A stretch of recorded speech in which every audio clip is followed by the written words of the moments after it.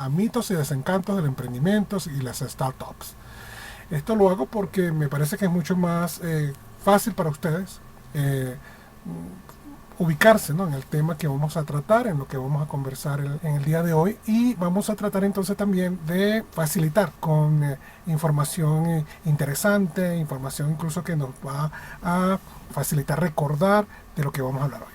Quiero decirles que yo tomé algunos datos antes de la pandemia con relación a lo que vamos a hablar, porque digamos que con esto del COVID-19, muchas de las estadísticas, muchas de los comportamientos, principalmente tanto del emprendimiento como de las startups, cambiaron un poco y cambiaron de forma drástica porque digamos que el planeta entero se detuvo por un tiempo. Entonces voy a hacer referencia a algunas cifras anteriores a la pandemia, porque primero también está inspirado esto en una investigación anterior a la pandemia, y luego porque pienso que nos va a facilitar comprender mejor de qué trata todo esto. Muy bien, entonces podemos encontrar esta información en internet. Si quieren indagar un poco más, yo voy a dar la información de manera un poco amplia, por así decirlo, para que no se cansen ni se aburran. Y también voy a incluir otros elementos que están en otros artículos que he publicado relacionados con el emprendimiento, porque pienso que complementan la información que vamos a desarrollar en el día de hoy en la conferencia de hoy. Lo primero que vamos a hacer, mis estimados oyentes y participantes, es hablar sobre el emprendimiento. Y es que para mí particularmente es algo fundamental dejar bien claro lo que es el emprendimiento. Y es que la mayoría de nosotros entendemos por emprendimiento algo que no necesariamente es.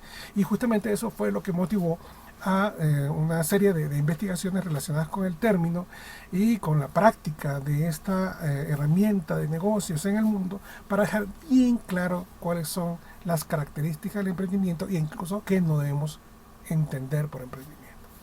Me voy a permitir leer rápidamente algunos de los conceptos que aparecen en la pantalla. Obviamente ustedes también pueden hacerlo, pero lo que quiero es enfatizar algunos aspectos. Entonces me voy a permitir leerlos. Yo coloqué la información destacando quiénes son los autores que han dicho estas palabras, de modo tal de que le dé sustento a lo que se está señalando. Por ejemplo, en el caso de Bess, él nos dice que el emprendimiento es una forma de afrontar al mundo, es una forma de entender la vida con la que no todo el mundo se siente cómodo. Entonces, de una u otra manera, Bess lo que nos está tratando de decir es que el emprendimiento va a tratar de dar respuesta a una situación en la que nosotros no nos sentimos cómodos y queremos comodidad. Y entonces la persona que emprende está buscando una respuesta a eso que no lo satisface, a eso que no lo hace sentir cómodamente, como señala Bess. Kawasaki nos dice que el emprendimiento es la actitud mental de las personas que quieren alterar el futuro. Fíjense que la única forma de alterar el futuro es haciendo cosas nuevas y transformadoras. Si hacemos lo mismo todo el tiempo, no podemos esperar resultados diferentes, como decía Einstein, ¿no? Entonces, la única forma de considerarnos realmente emprendedores es haciendo cosas que cambien, que transformen, que no permitan esa continuidad, esa línea en cuanto a lo que normalmente se viene haciendo, y realmente hagan que demos un salto. Entonces ahí seremos realmente un emprendedor y estaremos haciendo realmente un emprendimiento. Tenemos el caso de Rodríguez, que Rodríguez nos dice que el emprendimiento se trata de crear valor. Y luego dice que es un proceso dinámico de creación de valor incremental. Lo que quiere decir es que constantemente el emprendimiento, constantemente el emprendedor está agregando valor. Y no se puede agregar valor haciendo siempre lo mismo. No se puede agregar valor repitiendo fórmulas. El emprendedor, para que realmente sea considerado como un emprendedor, y el emprendedor, para que realmente pueda decir que está haciendo un emprendimiento, tiene que estar en constante adición de valor. Tiene que estar dando respuestas a situaciones incómodas, a situaciones que no son fáciles, ni son atractivas, ni son del gusto de los demás. Tiene que tener una actitud orientada principalmente a transformar el futuro. Una persona que no tenga estas características puede estar haciendo cualquier cosa, pero no necesariamente un emprendimiento. Y esto tiene que quedar muy, pero muy claro en la mente de nosotros. Y ya usted va a ver por qué. Fíjense. Hay una gran diferencia entre lo que vamos a entender por emprendimiento y lo que vamos a entender por microempresario. Y esto forma parte de otro artículo que yo escribí justamente donde muestra las diferencias entre las dos cosas. Por ejemplo, en la imagen que tienen hacia la izquierda vemos cómo crearon un guante que tiene luces direccionales, luces de cruce o que permiten señalar hacia dónde se dirige el ciclista al momento de estar en la vía. Esto, mis estimados participantes, es un emprendimiento. Aquí está involucrada en la agregación de valor, aquí está involucrado el cambio y la transformación del futuro, aquí está buscando respuesta a una situación incómoda como es el hecho de tener que señalar, digamos, cuando se está manejando bicicletas hacia un lado o hacia el otro y que la otra persona, quien está atrás, por razones X cualquiera, no pueda verla. Bueno, efectivamente este grupo de personas está haciendo una transformación, está generando un valor agregado y por eso se puede considerar que eso es un emprendimiento. Hay un proceso de creatividad, hay un proceso de innovación, está incluido un cambio radical de algo que se hace o cómo se hace para mejorar una situación en particular. Entonces, señores, ahí tenemos un emprendimiento. ¿Qué ocurre? Que a veces las personas creemos que porque alguien está haciendo o está vendiendo algo o está comercializando algo o está produciendo algo es un emprendedor y no necesariamente. Entonces yo quiero que dejemos muy claro la diferencia entre lo que es un emprendedor y un microempresario. El microempresario es aquella persona que va a repetir una fórmula.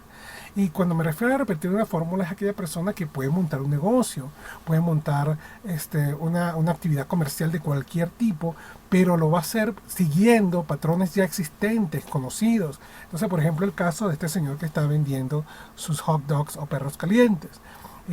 Él no está inventando un perro caliente distinto, él no está haciendo un perro caliente molecular ni nada por el estilo. Él está simplemente montando un pequeño negocio y ese negocio, aun cuando tiene riesgos, aun cuando requiere inversión, aun cuando va a pedir que seamos creativos en la manera de presentarlo y todo lo demás, no puede ser considerado un emprendimiento. Él está haciendo una labor de microempresario. Obviamente su negocio puede crecer, puede llegar a emplear personas, puede llegar a ser una persona exitosa, pero no debe ser visto como un emprendedor.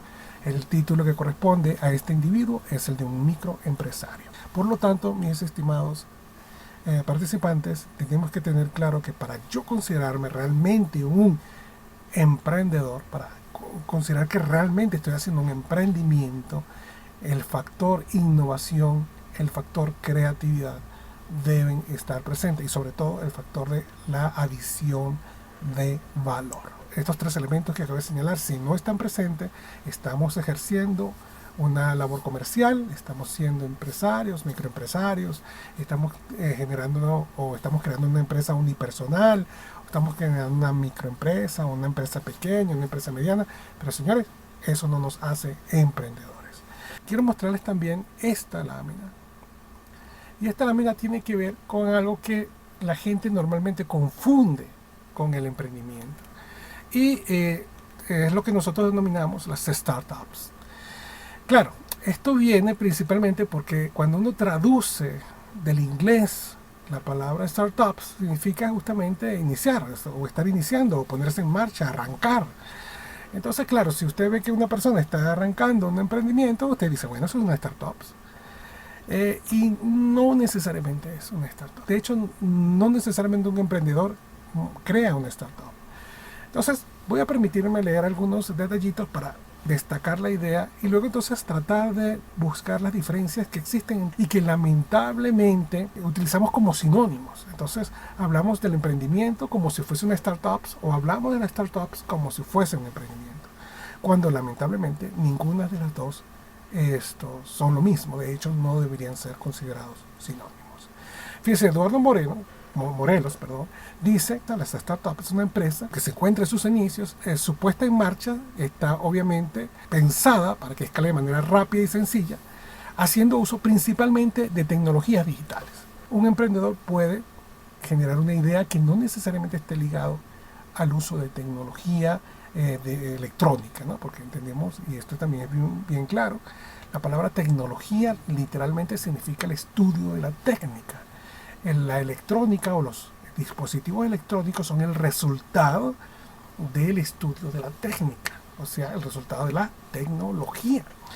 Y entonces, un emprendedor no necesariamente va a utilizar dispositivos electrónicos, puede utilizar sus manos para crear un emprendimiento, puede utilizar, no sé, cualquier habilidad que tenga para crear un emprendimiento, haciendo uso justamente de la innovación, pero no necesariamente utilizar elementos electrónicos o equipos o dispositivos. Mientras, y esto es fundamental, que una startup sí lo va a hacer. Vamos a diferenciar un emprendimiento cualquiera de una startup porque siempre estará presente la tecnología visto como elementos digitales, electrónicos y todo este tipo de cosas dentro de sus actividades. Cañete nos dice que es una empresa emergente con un alto componente tecnológico. Fíjese que nuevamente lo destaca, con un alto componente tecnológico, con gran potencial de crecimiento, apoyada en una idea innovadora que se destaca de la línea general de los mercados. Lo principal que tenemos que ver aquí es que la startup va a tener la innovación, va a estar presente la innovación y va a estar presente la tecnología. Sin estos dos elementos podemos tener un emprendimiento, pero no necesariamente tendremos una startup. Repito, el que usted venda hot dogs, el que usted monte una fábrica de empanadas, el que usted monte una panadería, o el que usted se pare en la calle a dibujar rostros de las personas con lápiz o con tinta, no lo hace un emprendedor. Y si no tienen ninguna de sus actividades elementos de tecnología digitales o de alta tecnología que estén vinculados al desarrollo de su actividad, tampoco lo hace una startup. Y aquí entonces cuando nos enfrentamos a sus dos grandes diferencias. Laussil dice que un emprendedor es una persona que asume el riesgo personal de la creación de un nuevo negocio. Esta persona es responsable de su éxito y fracaso y generalmente asume el negocio solo. Pero en una startup es un tipo de empresa, fíjense ahí, lo dice claramente, que podría ser creada o no por un emprendedor. Claro, un emprendedor podría tener acceso a la tecnología y su idea podría estar relacionada con la tecnología y obviamente podría crear una startup. Pero el que crea la startup, que tiene una intención inicial de crear un producto o servicio novedoso y ver si existe un mercado para ello. Fíjense que aquí también hay una gran diferencia. Mientras que en el emprendimiento la persona tiene una idea que va a dar respuesta al mercado, porque la tiene clara, lo que vamos a decir, él sabe que hay algo que nos genera una incomodidad y que podemos darle respuesta a través de esta idea, a través de esta iniciativa que tenemos y que nos va a permitir justamente ser innovadores en el mercado. La startup no necesariamente puede crear un producto o puede crear un servicio que no necesariamente responda a un mercado, sino que va a ver si existe la posibilidad de que ese mercado se cree, surja, funcione a través de lo que está creando. Entonces esto también es algo que nos diferencia entre lo que es una startup y un emprendimiento. Y tenemos que tener muy claro ese tipo de cosas. Dicho esto, entonces vamos a seguir adelante y vamos a mostrar esta imagen. Esta imagen corresponde también a otro artículo. Este artículo se llama el modelo de la triada disruptiva. Y en este modelo de la triada disruptiva, y esto también aparece en un libro que se llama Hablemos de las Pymes, que fue publicado por primera vez en el año 2017. En el libro Hablemos de las Pymes, en mi libro, yo digo que la innovación en realidad significa en una nueva acción. Entonces lo separo el in del inglés en o dentro, el nova del portugués nuevo, y acción del español, obviamente nos falta una C, pero de la palabra acción. Entonces entenderíamos como la innovación es estar en una nueva acción. ¿Por qué les hago esta referencia a este concepto? Porque si nosotros estamos repitiendo fórmulas conocidas, no podemos ser emprendedores. Si nosotros estamos repitiendo fórmulas conocidas, no podemos ser vistos como creadores o como iniciadores de una startup. Para que hayan estos dos elementos, tiene que haber innovación. Y la innovación nos exige estar en una nueva acción. O sea, no puede ser una acción repetida, no puede ser una acción conocida, debe ser algo nuevo. Y por eso justamente yo trato de explicar que la innovación nos exige estar en algo nuevo, nos exige crear algo diferente, algo que no existe pero que va a dar respuesta a una situación, a una problemática, incluso va a crear un nuevo mercado. Si entendemos esto, entonces podremos diferenciar lo que es un emprendimiento, lo que es una startup, de lo que es un microempresario. Insisto, esos son elementos fundamentales para tenerlos muy claros allí. Dicho esto, podemos entonces pasar a los mitos del emprendimiento.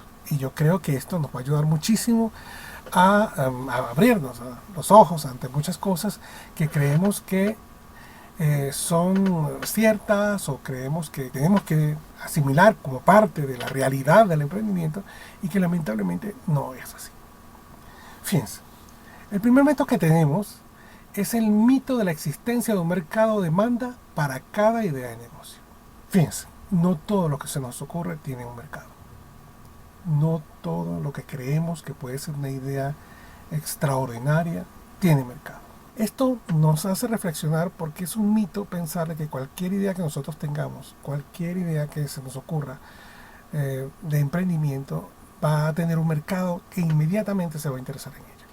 Ahora, claro, esto no lo estoy diciendo para que ustedes se desanimen y no tengan ideas. Por supuesto que tienen que buscar ideas. Pero normalmente un emprendedor obtiene una idea, se le ocurre una idea, es para resolver un problema que existe y que, justamente como lo decía el concepto, genera incomodidad. Entonces esta incomodidad él la responde, la resuelve a través de esa idea de emprendimiento. Y por eso es que la innovación, eso nuevo que hay que hacer, esa acción nueva que hay que hacer, es lo que va a impulsar ese mercado, va a dar respuesta a esa necesidad. Entonces no, mis estimados participantes, lamentablemente no todas las ideas de negocio, no todas las ideas que se nos ocurren van a tener un mercado. Y no se trata de que seamos desconocidos o que seamos muy conocidos, se trata de que hay ideas que por mucho que parezcan interesantes, puede que simplemente no encajen en el mercado. Y bueno, ha pasado con celulares, está el caso por ejemplo de Kodak, que sacó un teléfono con bueno, parecía más bien una cámara con teléfono y no un teléfono con cámara. Y no, ¿cuántas personas conocen ustedes que usen este teléfono celular Kodak?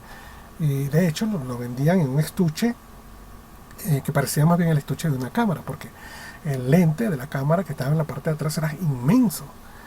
Y no tuvo aceptación en el mercado. No tuvo aceptación en el mercado porque no todas las ideas de negocio tienen aceptación. Lamentablemente eso es un mito. Tenemos que tener claro que la intención es dar respuesta a problemas reales y de hecho a problemas que estén generalizados y que no solamente existan en un nicho o en un segmento en particular, sino que puedan extenderse a distintos tipos de mercado, de modo tal que se haga realmente viral, por así decirlo, su uso, o sea recurrente su uso, o sea necesario su uso. Eso va a impulsar efectivamente el emprendimiento. De lo contrario, vamos a perder tiempo, dinero y esfuerzo y obviamente nos vamos a frustrar, como le pasó a estas empresas que lanzaron productos a su mercado y no tuvieron éxito. Otro de los mitos que tenemos es el mito de la inserción laboral.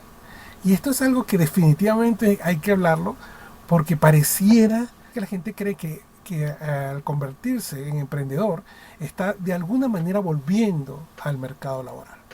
Y no.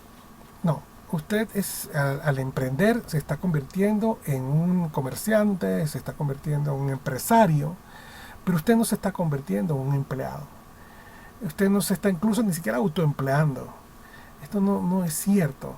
El emprendimiento no es una forma de reinserción en el mercado laboral. El emprendimiento de hecho es una actividad que la gente realiza, como acabo de decir, para dar respuesta a un problema, no para resolver principalmente su problema de ingresos o su problema de solvencia laboral.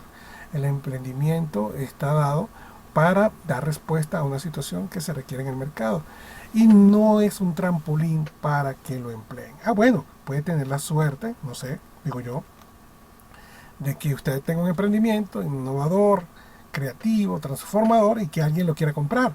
pero no necesariamente lo van a incluir a usted como parte de la nómina. De hecho, normalmente lo que ocurre es que las empresas compran los emprendimientos para ellos tener todo el poder con relación a eso. Y en la mayoría de los casos utilizan al emprendedor para que transmita la información que se requiere y que se necesita para entender bien el emprendimiento, y luego de eso la actividad de intercambio cesa.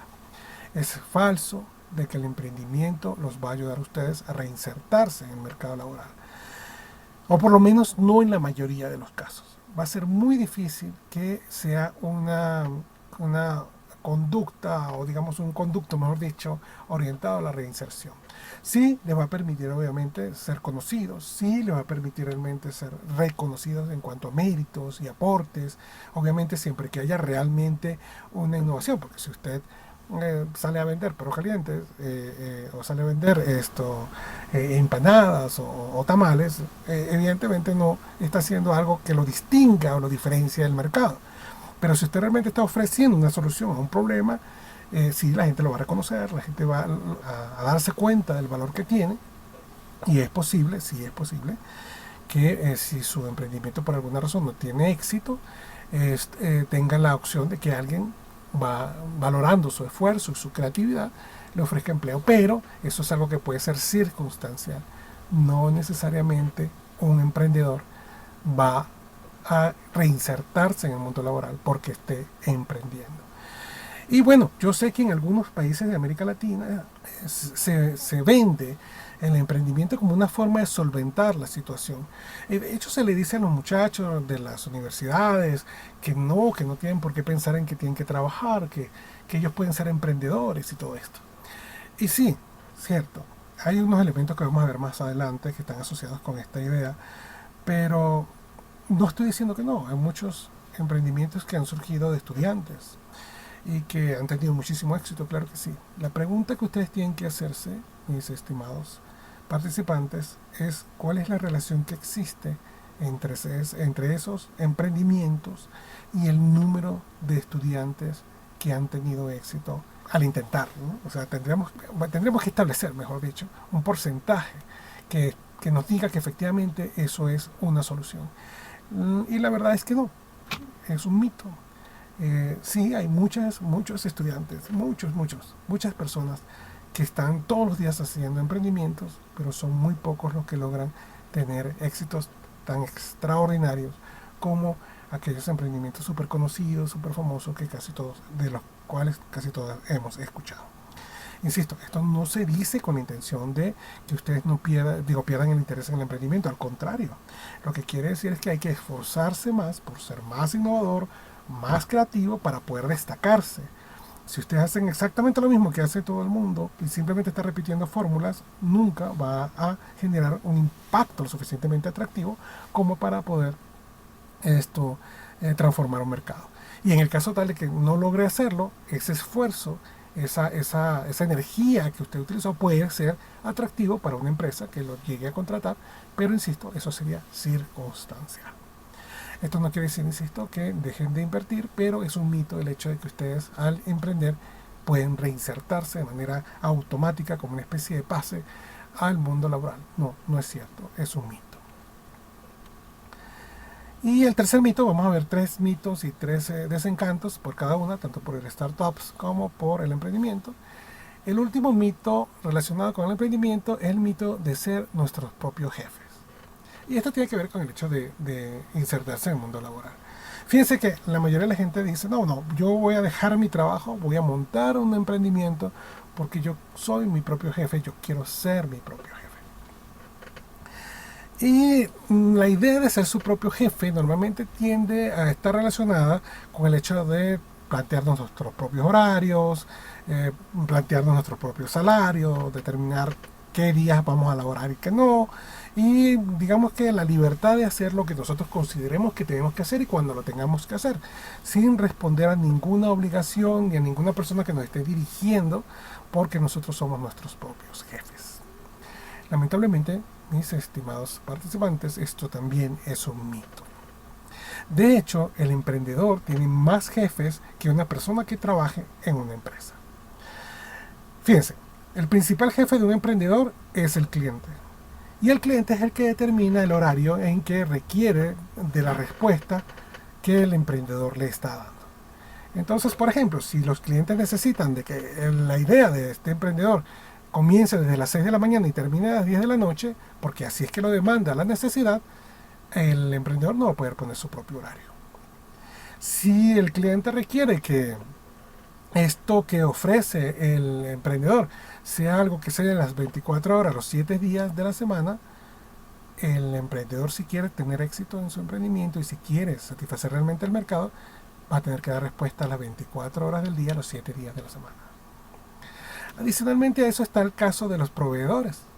Los proveedores son las personas que se encargan de facilitar, digamos, los insumos que va a requerir este emprendedor para hacer su emprendimiento. Y ellos también cumplen horario y también exigen horarios. Y también tienen fechas de cobro, y también tienen fechas de entrega, y también tienen horarios de entrega, y también tienen condiciones de entrega que le van a exigir al emprendedor para que las cumpla si es que quiere que le sigan despachando o que sigan siendo sus proveedores. Por lo tanto, sumado al cliente, se encuentra el proveedor como otro de los jefes que tiene el emprendimiento. Pero esto no es todo, aquí no nos detenemos.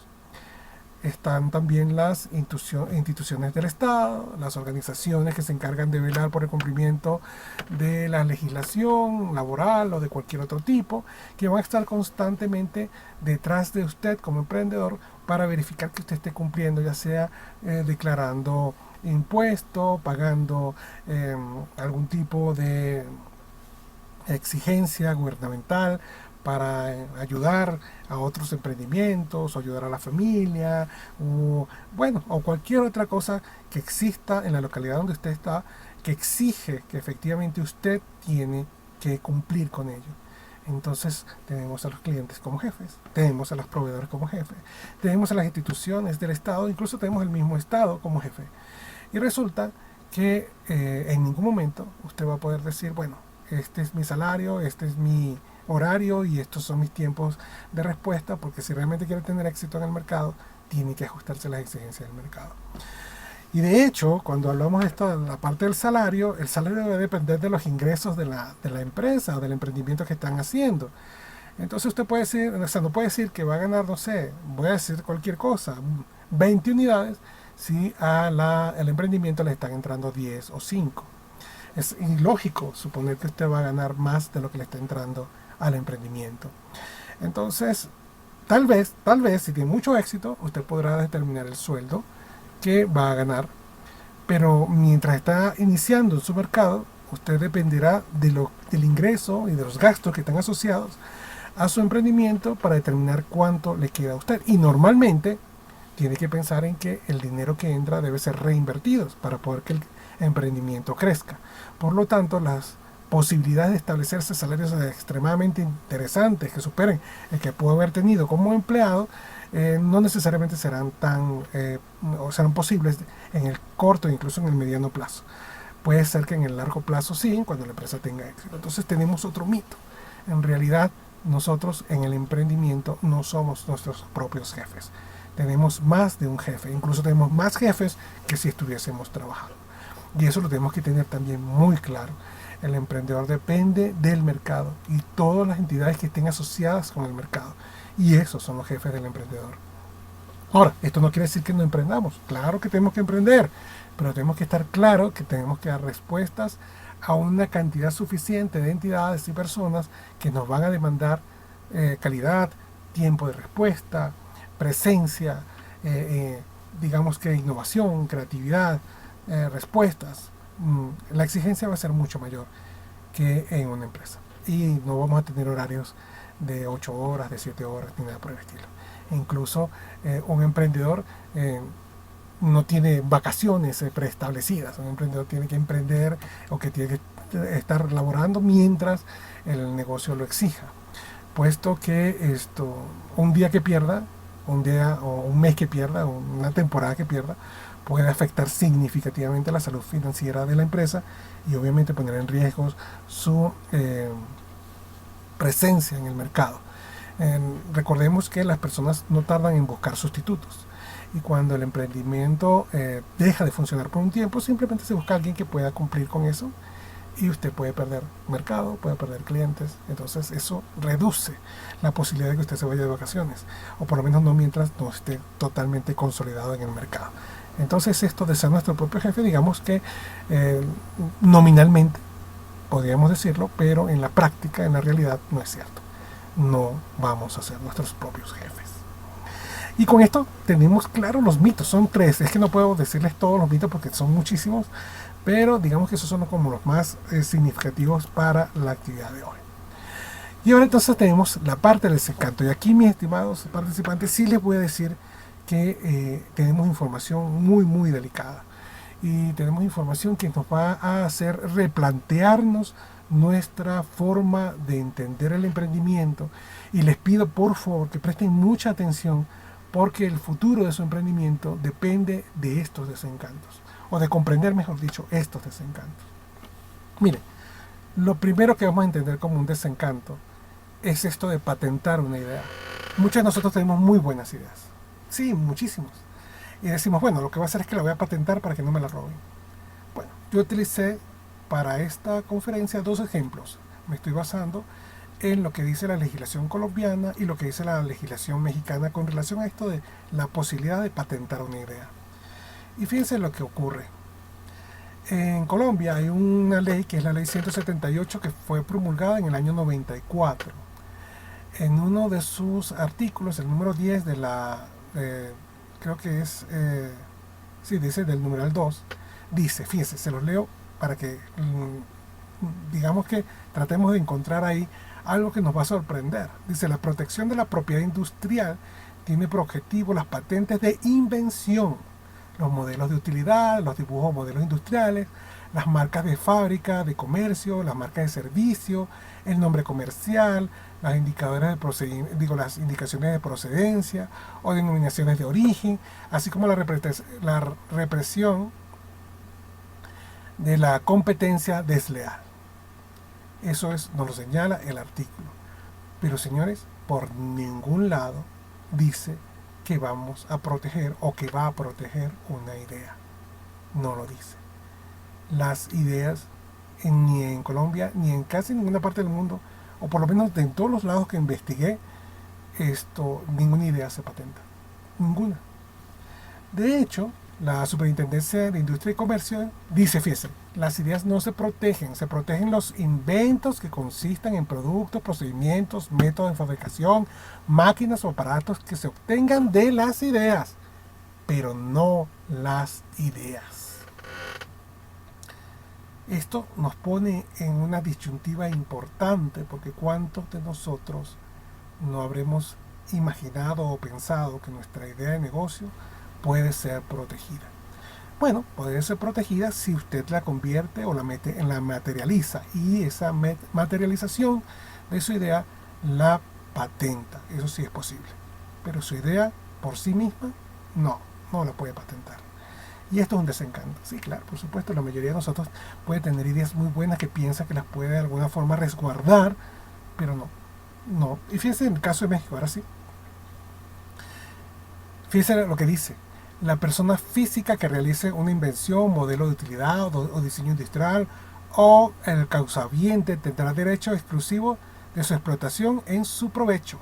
Y dice, el derecho a que se refiere este artículo anterior se otorgará a través de la patente en el caso de invenciones y de registros, por lo que hace a los modelos de utilidad y diseños industriales. Entonces, nuevamente, en el caso de México, tenemos que definitivamente la idea no está prevista como un posible elemento a ser patentado. Y yo entiendo que definitivamente esto es algo que a todos nosotros, los que estamos escuchando, por supuesto, nos debe parecer un poco fuerte o un poco duro de asimilar, pero esto es simplemente el inicio de los desencantos. Fíjense que tenemos un desencanto asociado a esta imposibilidad de patentar, que es el desencanto que está asociado con difundir ideas y emprendimientos. Mis estimados participantes, quiero decírselos de esta forma y de una manera muy, muy respetuosa. Esto obviamente no va en contra de este tipo de actividades, pero sí nos pone a nosotros a pensar con relación a ello. Mire, existen cualquier cantidad de concursos, cualquier cantidad, ya sean estatales, municipales, nacionales, privados o públicos, donde nos invitan a nosotros a plantear una idea de emprendimiento. Algunas ideas de emprendimiento llegan a esos concursos ya materializadas, que están funcionando, pero no necesariamente han patentado el producto de la idea, sino que simplemente la empezaron a utilizar, la pusieron en funcionamiento, les parece interesante, ven el concurso y se inscriben justamente para generar atractivo, para difundirlo y para generar ingresos, porque si gana el concurso probablemente la gente invierta. Pero este es el desencanto más duro que uno puede percibir o recibir como emprendedor. Como las ideas no se patentan, ustedes al exponer su idea ante un concurso, la están literalmente regalando.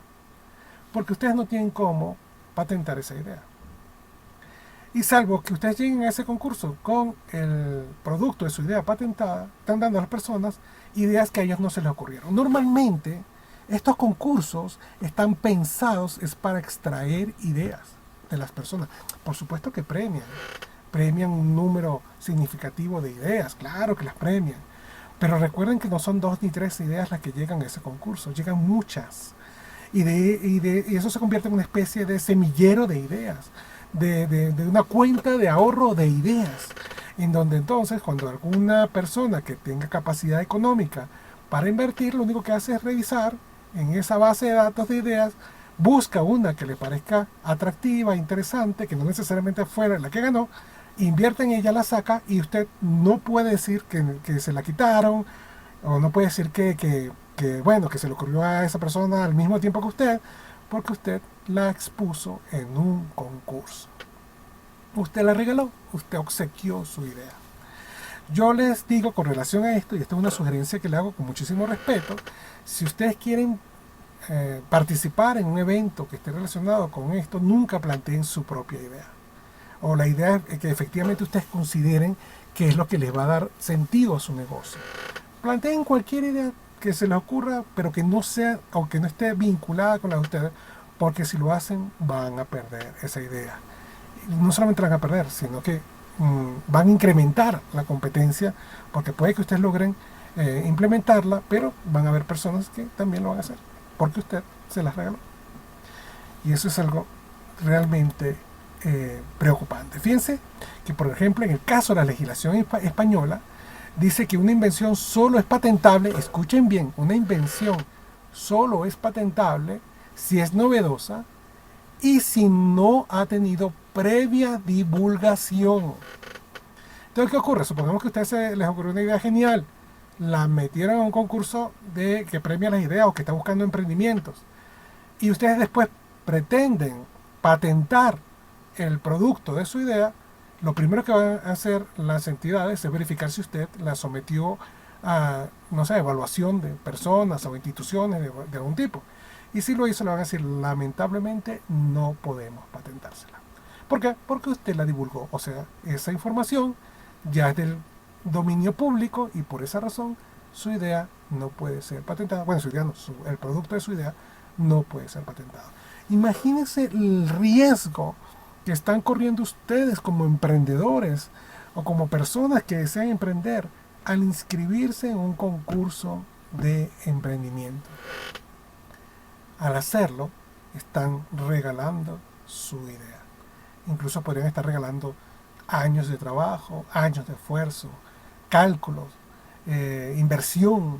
Bueno, porque simplemente no le van a patentar el producto porque lo divulgó y luego no le van a patentar la idea porque las ideas no se patentan. Esto realmente es un desencanto. Y esto es algo que tenemos que tener presente. Y la sugerencia es, nunca divulgue su idea. Nunca participe en un concurso de ideas con su idea, con la idea que realmente considera que va a ser la esencia de su negocio. En este caso, por favor, si usted lo que quiere es tener la experiencia, asistir a talleres, conocer cómo funciona, bueno, plantee cualquier idea, pero nunca plantee la idea que es suya, porque se la pueden quitar y no se lo están quitando de manera desleal, no, la ley los asiste. Si usted como la idea no puede patentar, si usted la comparte, perfecto, ellos pueden hacer uso de la idea. Y como el producto es lo que se patenta, si no ha sido divulgado y usted lo divulgó, perfecto, ellos pueden hacer uso de eso. Digamos que esos son los vacíos de la información que no nos llega, las instituciones, las escuelas de negocio, las empresas, incluso las instituciones que se encargan de enseñar lo que es el emprendimiento, de divulgar y de impulsar a las personas para que hagan emprendimiento, nos hablan de todo, de lo fantástico que es el emprendimiento, de cuáles son los pasos que tenemos que dar, de cómo tenemos que hacer, cierto, nos dicen todo eso, pero no nos dicen que las ideas no se patentan y no nos dicen que si nosotros lo divulgamos no vamos a poder patentar el resultado de nuestra idea. Entonces justamente por eso fue que yo me incliné a hacer esta investigación y a difundirla, porque estamos de alguna manera robando, ¿sí?, los sueños a personas que están apostando a su idea, pensando que al presentarla en un concurso, pensando que al divulgarla van a tener la opción, la suerte de poder tener ese éxito deseado que todos queremos, pero que no necesariamente es así. Bueno, podemos conseguirnos obviamente con inversores honestos que nos llamen y nos digan, mire, esa idea es de usted y nosotros queremos invertir en su idea y no necesariamente la desarrollan por su cuenta, pero digamos que no es lo común, es muy poco probable que eso ocurra. Entonces esto es uno de los desencantos más duros que tenemos con relación a las ideas, ¿no?, al emprendimiento. Y luego tenemos el desencanto del éxito espontáneo, y es que nosotros vemos empresas que crecen de la nada y pensamos, wow, eso fue un emprendimiento extraordinario, eso fue algo que la persona se le ocurrió, lo montó y mira, ya tienen 5, 6, 10, 25 tiendas. Yo estoy investigando y, por ejemplo, existe la creencia de que hay un emprendimiento que se llama Tostado. Bueno, de hecho, se plantea como un emprendimiento, en realidad no lo es, porque no hay nada distinto. Se ofrecen café, ofrecen desayunos, ofrecen golosinas, productos de pastelería, este tipo de cosas. No hay nada transformador en esta empresa. Es una empresa exitosa, es una empresa que da empleo, es una empresa que ayuda obviamente al desarrollo y que responde al hecho de que las personas necesitan tomar café a un buen precio y consumir alimentos a un buen precio. Para mí son empresarios, no son emprendimientos, pero hay gente que cree que es un emprendimiento. Y resulta que es que detrás de ese tipo de empresas hay una institución, hay una figura, hay comerciantes, hay gente con dinero que invirtió en esta actividad para que se viralizara, por así decirlo, para que se generalizara y para que, así como Starbucks, en cada esquina hubiese uno. Esto del éxito espontáneo, así que ustedes ven que inmediatamente surge la marca y en todos lados hay uno, y no es cierto. Eso no fue que simplemente a una persona se le ocurrió y ya está, y empezó a tener éxito de manera, digamos, viral. No. Hay detrás de esa figura, detrás de esa marca, todo un emporio o todo un grupo de personas, de inversores que están apostando por eso. Y de hecho eso ocurre con, bueno, el mismo caso, por ejemplo, de Subway.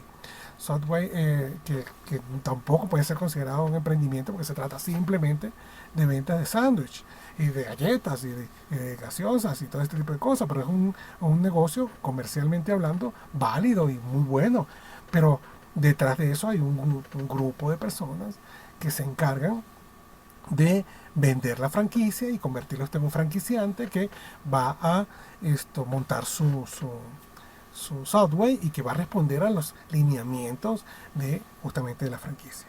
Digamos que podríamos señalar que pudieron haber sido una idea novedosa la primera vez que salieron al mercado, como el caso, por ejemplo, de los hermanos McDonald's y su sistema de comida rápida, que se diferenciaba completamente de su época al sistema que había. Y digamos que lo novedoso en el caso de los McDonald's fue el uso de la tecnología, como entendida como el estudio de la técnica, lo que varió o transformó el concepto de la comida rápida. Pero en la actualidad ya no es un emprendimiento. En la actualidad es efectivamente una empresa franquiciada que la mayoría de las personas simplemente repiten una fórmula existente, que es la manera en que se sirve la comida y se ofrece la comida al consumidor. Entonces, estimados participantes, no, el éxito espontáneo no es cierto, no es tal cosa, no existe. Hay una maquinaria, hay un grupo de personas, de inversionistas, de gente de negocio, de promotores que están en la parte de atrás apoyando e impulsando una marca para que se convierta realmente en una marca reconocida, importante, seguida, incluso valorada para el público al que está dirigido. Muy bien, obviamente la intención de esto no es desanimarlo, o sea, no quiere decir que su emprendimiento no se pueda convertir en algo extraordinario, por supuesto que sí va a ocurrir. Pero esto debe haber una inversión, debe haber un respaldo, debe haber un apoyo y deben haberse evitado algunos elementos como la divulgación y la falta de patente de su invención para que pueda realmente disfrutar de ello. Muy bien, dicho esto, vamos entonces con los mitos de las startups y también aquí nos vamos a conseguir con cosas bien interesantes. Recordemos que el emprendimiento no necesariamente está vinculado con tecnología digital y que no necesariamente está vinculado con el uso de tecnología como aparatos electrónicos. Okay. Pero las startups sí. Y también recordemos de que no necesariamente una persona que monta una startup es un emprendedor. No necesariamente. Puede ser una persona que está simplemente invirtiendo en una empresa, un microempresario, un empresario pequeño, mediano, que quiere simplemente invertir y hay un grupo de personas detrás de él que lo apoyan financieramente. Entonces, nos vamos a conseguir con estos mitos. El primer mito es del inicio en solitario. Esto de que una persona solita va a montar una startup y va a tener acceso a tecnología y va a tener acceso a elementos asociados a ella, él solito, no es cierto. Hay una película, no recuerdo en este momento el nombre de la película, en donde a modo, me imagino yo que es una parodia, un chiste que trataron de hacer en la película, dice uno de los protagonistas, le dice a otro, están hablando justamente de cómo crearon su empresa, y a esta persona le dice, mira, yo comencé con esta computadora antiquísima, imagínense que era una IBM 360, comencé en mi casa y solamente tenía mi computadora y $8 millones que mi papá me dio. Y con eso yo solito monté mi empresa. Claro, por supuesto. Tenía todo el apoyo económico para poder montar su empresa. Esto del inicio en solitario en las startups es falso, es un mito. Normalmente hay personas detrás de las startups. Hay personas, hay grupos, hay inversores, hay un número importante de entidades, ya sea estatales o gubernamentales, o sean privadas, públicas o mixtas, que están apoyando las startups y que de alguna manera lo que está ofreciendo estas startups les va a beneficiar y por eso invierten en ella. Las startups no comienzan solitas, no está una sola persona que se le ocurrió una idea, la desarrolló y la puso. Además que como ellas trabajan principalmente con tecnología, se requiere de suficiente dinero para poder invertir en ella. Entonces, esto de empezar en solitario tampoco es cierto, esto es un mito. La mayoría de las startups requieren de inversión. Y de hecho, usted como emprendedor sí puede empezar solito. Y esto también es una gran diferencia, ¿no?, entre las startups y el emprendimiento. Usted puede hacer un emprendimiento en solitario, sí, pero difícilmente va a montar de startups en solitario. A menos que su papá o alguien le haya dejado $8 millones, como el caso de la película. Tenemos también el mito del garaje. Esto es algo que se repite muchísimo, de que bueno, la mayoría de las startups comenzaron en sitios humildes y todo esto. Esto no es cierto. Esto no es cierto. De hecho, casos como lo que fue Snapchat, incluso hay toda una historia romántica sobre Apple. De hecho, en la película de Steve Jobs muestran a Jobs trabajando junto con Wozniak en un garaje, ¿no?, sacando la Apple, la primera computadora Apple. Y esto no es cierto. No es cierto. De hecho, no es común. Existe una cosa que se llama el Silicon Valley, por ejemplo en el caso de Estados Unidos, en donde es toda una industria dedicada al desarrollo y al impulso de las startups. Entonces, esta idea romántica de imaginarnos a las personas allí en su garaje o en el sótano de su casa o en una casita en un árbol, creando la startup, es falso, principalmente porque ellos requieren acceso a tecnología y entonces, eh, digamos que no son las condiciones para poder hacer. No estoy diciendo con esto que no haya existido la posibilidad de que alguna de ellas haya surgido en un garaje. De hecho, está el caso de Amazon, en donde la primera oficina de Amazon era justamente un garaje. Pero esto no es algo generalizado, o sea, no necesariamente va a ser algo así, y de hecho difícilmente va a ser así. Otro de los elementos que tenemos es el mito de la tecnología de punta. Entonces, creemos que como yo soy emprendedor, pero si quiero ser un emprendedor tecnológico, yo voy a tener acceso a la tecnología de punta y eso me va a impulsar en el mercado. Y es un mito. Señores, para tener acceso a la tecnología de punta hay que tener muchísimo dinero. Muchísimo dinero, porque la tecnología se va haciendo más económica en la medida que se generaliza, en la medida en que el mercado comienza a demandarla y comienzan a producirse en masa y eso hace que se abareten los costos y termina uno adquiriendo un producto o un servicio mucho más económico que cuando sale por primera vez. La mayoría de ustedes pueden ser personas muy jóvenes y no recordarán que antes las computadoras eran inmensas. De hecho, creo que la primera computadora para trasladarla tuvieron que utilizar, bueno, creo que un avión, no sé, fue algo muy grande para poderla mover. En la actualidad los teléfonos celulares son computadoras y que tienen muchísimo más memoria y funciones y rapidez y todo que una computadora del principio. También recuerden que los teléfonos celulares, por ejemplo, los primeros que salieron eran costosísimos. En la actualidad usted puede acceder a un teléfono celular, digamos que de gama media o baja, que aún sigue siendo tecnología relativamente interesante, a precios muy accesibles. Pero difícilmente usted va a acceder a lo último en tecnología en celular de inmediato. Entonces, esto es falso. Las startups pensadas como un emprendimiento, o sea, pensadas como desarrolladas por un emprendedor, difícilmente van a tener acceso si no tienen un respaldo económico, si no tienen el músculo financiero para poder acceder a esa tecnología o si no tienen la capacidad técnica para crear esa tecnología. Insisto, el hecho incluso de crear la tecnología en sí mismo es un reto gigantesco por toda la inversión que eso representa.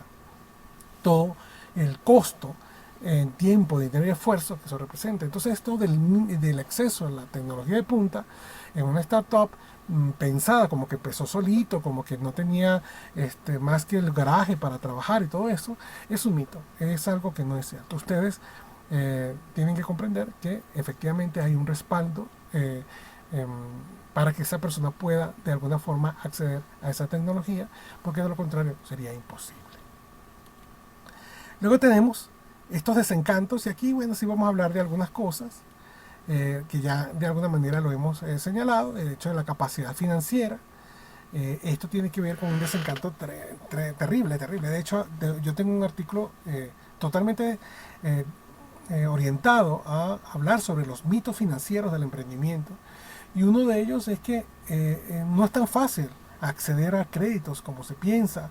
No es tan fácil que su emprendimiento tenga un respaldo económico, que los inversores enseguida se interesen en usted. De hecho, hay programas como los de Shark Tank, o no sé, hay varios que buscan, donde las personas buscan exponer su emprendimiento para ver si consiguen inversores, que realmente son programas comerciales. Lo que están haciendo es exponiendo ideas, regalando ideas, tomando aquellas que puedan ser interesantes y sí, se busca más que todo es como comercializar una idea, pero no necesariamente van a apoyar financieramente a las personas.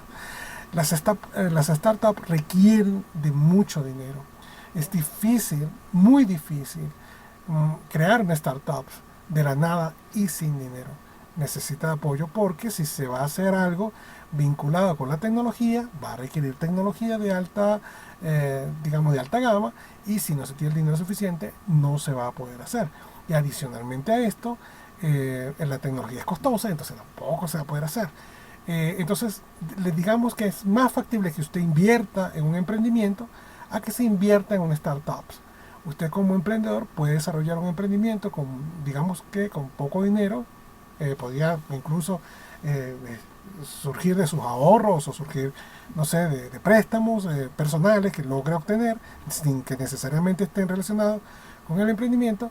Pero si usted quiere montar una startup, perdón, va a requerir de una altísima capacidad financiera o por lo menos de un respaldo significativo, y esto es uno de los desencantos. Entonces no es que vamos a pensar que mañana podemos montar una startup, porque no, se requiere de mucho dinero, de mucho respaldo financiero.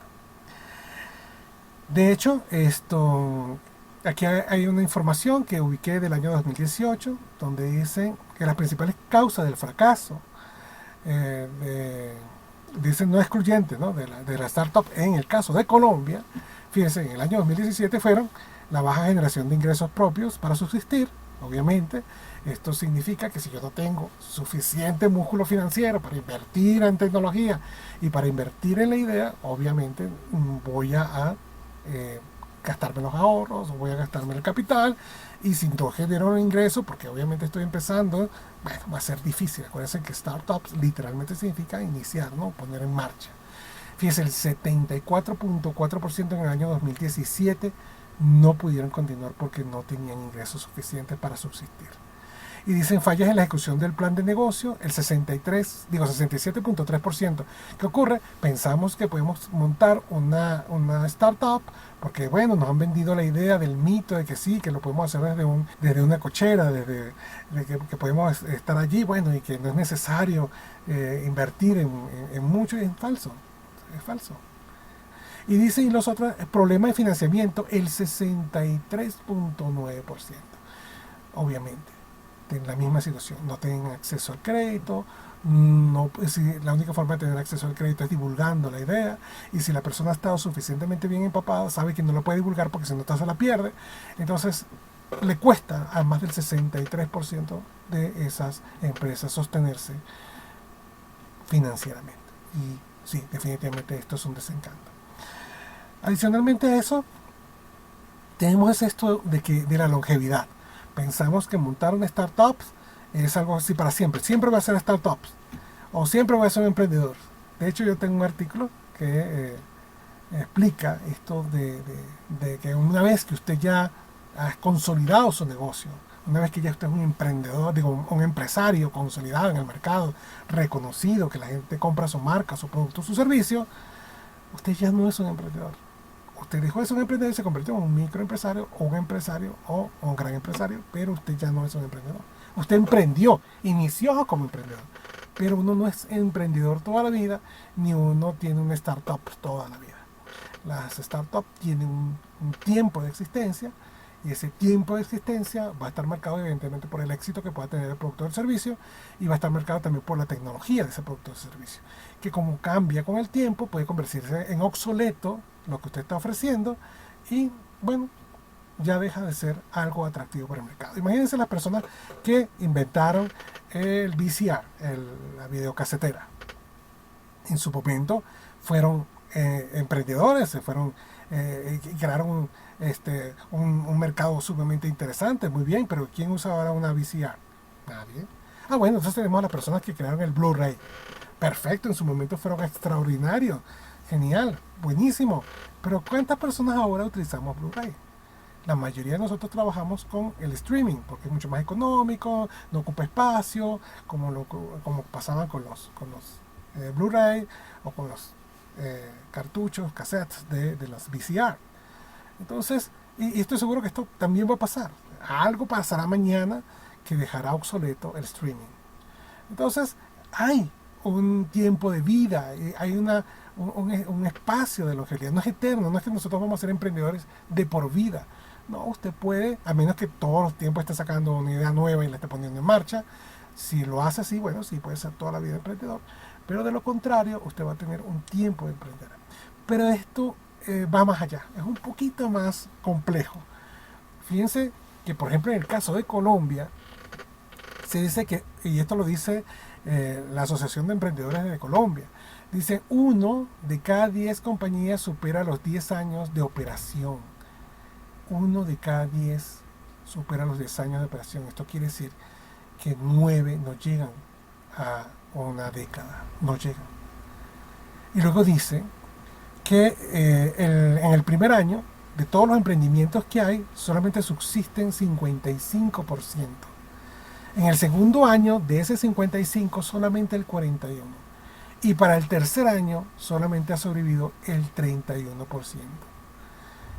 Entonces, en la medida en que va avanzando el emprendimiento, no necesariamente se va a consolidar en el mercado, no necesariamente va a dar respuesta. También existe la presencia de competidores que pueden tener más o mejores ingresos o más o mejor acceso a los créditos, que pueden invertir aún mucho más en la idea de negocio que plantea el emprendedor, y que pueden resultar ser al principio el que copia la idea, pero luego se puede convertir en el líder, justamente porque tiene mayor capacidad económica para desarrollar la idea.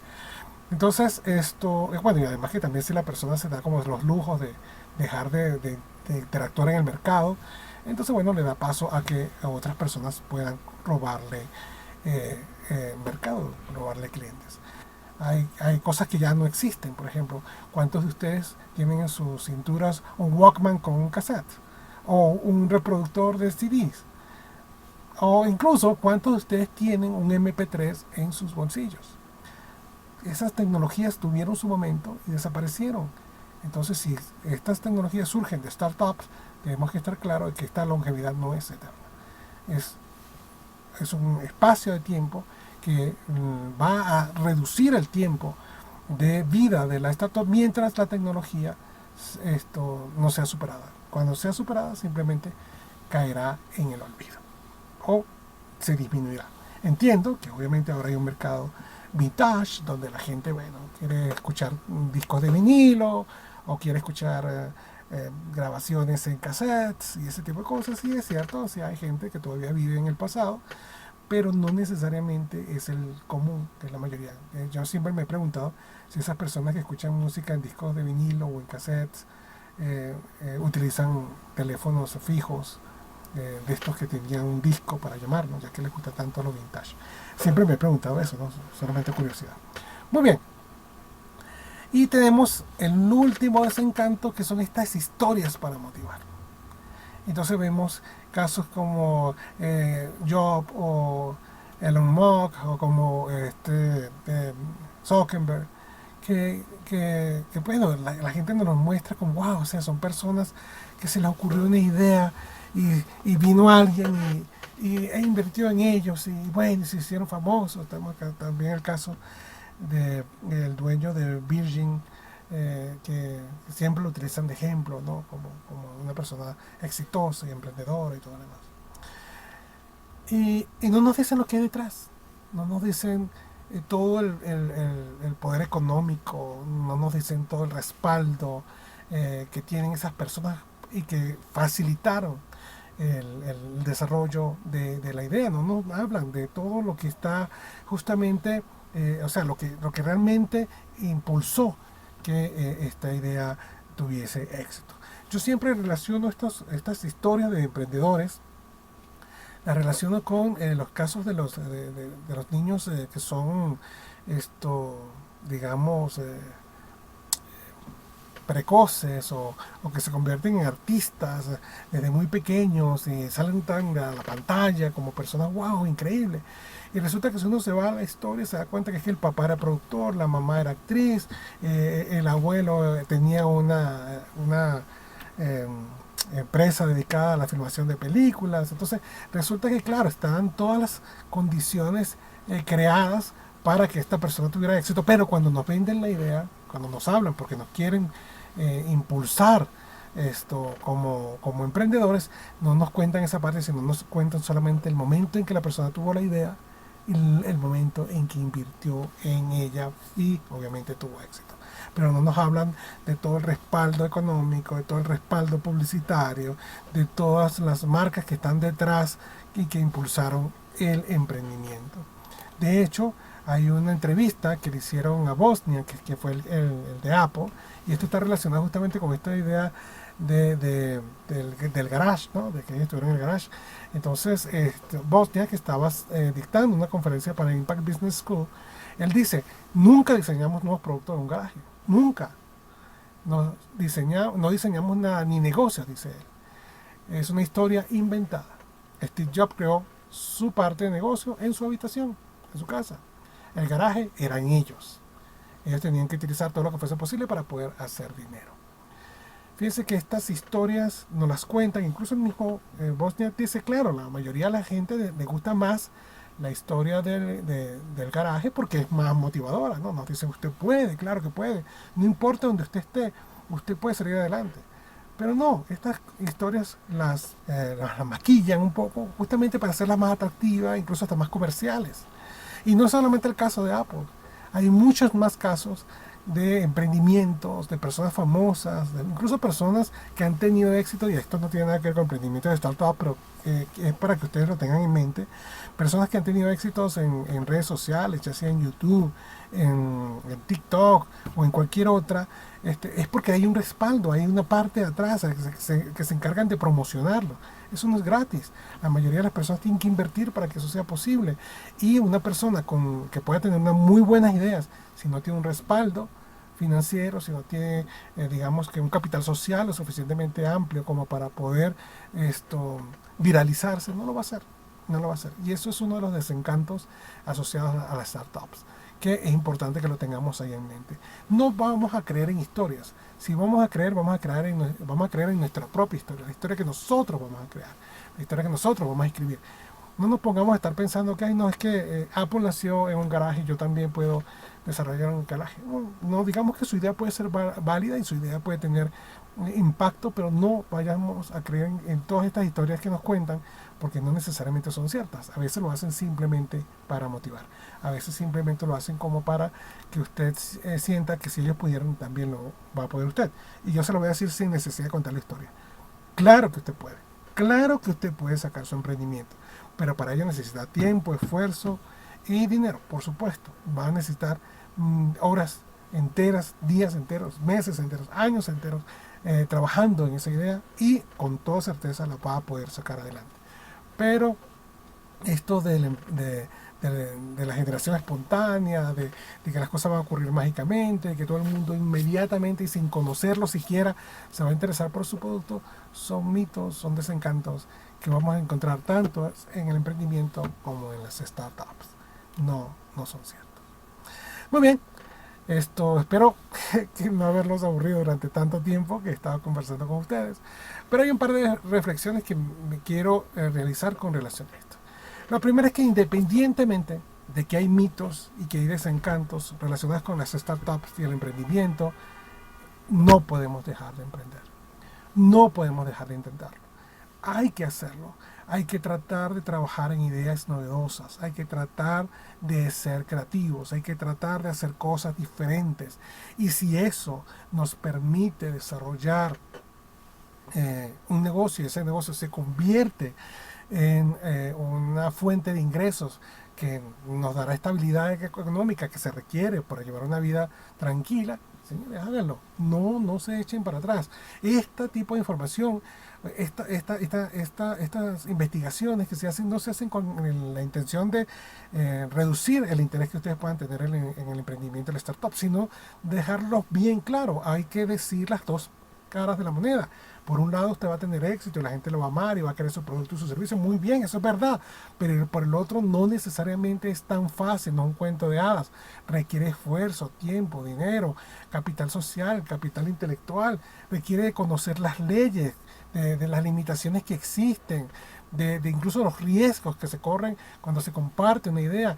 Esto les está o debe servirles más a ustedes como una especie de guía para que no arriesguen su idea, para que no la regalen, para que no se dejen, digamos, que ilusionar con estos concursos y estas promociones, que lo que hacen simplemente, se los digo con el corazón en la mano, lo que hacen es simplemente tomar estas ideas, guardarlas, y en el momento que surge alguien que puede invertir en ellas, se las pone en marcha. Y como usted la regaló, no puede ir 2 años más tarde, 3 años más tarde a reclamarla. Le van a decir, mire, no, eso es del dominio público. Eso hasta lo publicamos en el diario o en una revista o lo pusimos en video. Salió en televisión nacional por cable o en streaming. O sea, lamentablemente eso es algo que es del dominio público y yo estoy invirtiendo en ello. Entonces esto más bien nos sirve es para tener los pies en la tierra, para ser más objetivos, para ser más racionales al momento de pensar una idea y cuidarnos para que justamente preservemos el capital que va a representar esa idea para nosotros y que puede impulsar nuestro desarrollo comercial, nuestro desarrollo empresarial, incluso profesional, y que no tenemos por qué regalársela a nadie y que no tenemos por qué ponerla en riesgo, ni tampoco tenemos que permitir que estas historias y estos mitos nos generen expectativas erradas con relación a lo que es el emprendimiento. Una de las características que tiene un verdadero emprendedor es que es objetivo, es que es racional, es que piensa con los pies bien puestos en la tierra. Eso no quiere decir que no pueda tener, como dice un libro, la cabeza en las estrellas. No, claro que sí, hay que soñar. Y debemos soñar, forma parte de nuestra responsabilidad hacerlo, pero tenemos que hacerlo conociendo bien cuáles son nuestras limitaciones y cuáles son aquellas cosas que pueden afectar el desarrollo de nuestro negocio. La intención de hablar de los mitos y los desencantos del emprendimiento de las startups es darnos esa otra parte que nadie nos quiere decir, esa otra parte que algunas, incluso escuelas de negocio, que algunas instituciones, que algunos centros, que algunas fundaciones no nos dicen y que nosotros necesitamos saber para tener una visión clara, para tener una visión amplia de qué estamos arriesgando al momento de difundir una idea, de plantear una idea, de crearnos expectativas basadas en lo que escuchamos, en lo que nos dicen los demás y que no necesariamente son ciertos. Entonces esta es la reflexión que yo les dejo. Ya para finalizar solamente quería comentarles que soy escritor. Mis libros se encuentran publicados todos en Amazon, pueden conseguirse en Amazon. Y quienes quieran acceder a mis publicaciones simplemente deben buscar este blog. Se llama Libros de Félix Socorro, que es un blog. Y van a conseguir hasta ahora 9 publicaciones. Tengo libros orientados a la gerencia, al desarrollo personal. Está el libro de Hablemos de las Pymes, donde hablo justamente de la importancia de la innovación, y también tengo libros orientados al desarrollo de competencias blandas, como es el caso de las historias de Ixamé, 5 cuentos para nuestro niño interior, y el libro recientemente publicado No te mientas. Nuevamente quiero darles las gracias por su asistencia, por estar allí, por escucharme, y estoy abierto, por favor, a todas las preguntas que me quieran hacer. Espero que hayan muchas y que la información que yo les haya suministrado sea de su interés.